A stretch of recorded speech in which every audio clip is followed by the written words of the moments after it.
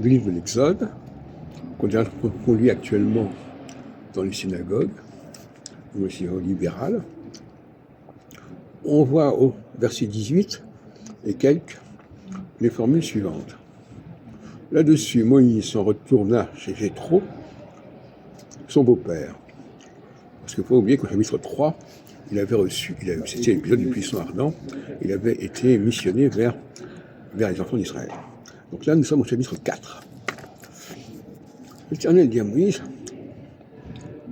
alors, je voudrais partir, alors Moïse répond, je voudrais partir, retourner près de mes frères qui sont en Égypte, afin de voir s'ils vivent encore.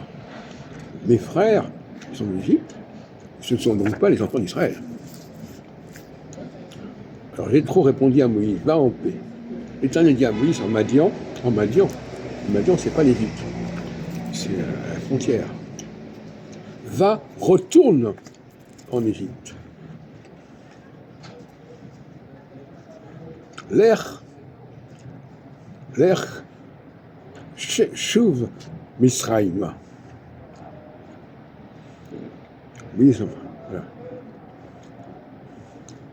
Moïse emmena sa femme et ses enfants, les plaça sur un âne, et reprit le chemin du pays d'Égypte, Eretz Misraïm. Et l'Éternel dit à Moïse, maintenant que tu disposes à rentrer en Égypte, sache que tous les miracles dont je t'aurai chargé s'accomplira devant Pharaon, mais moi je laisserai s'endurer son cœur, et il ne renverra point le peuple. Alors tu diras à Pharaon, ainsi par l'Éternel, Israël est le premier-né de mes fils. Alors je t'avais dit, laisse partir mon fils pour qu'il me serve. Tu as refusé de le laisser partir. Eh bien moi je ferai mourir ton fils premier-né.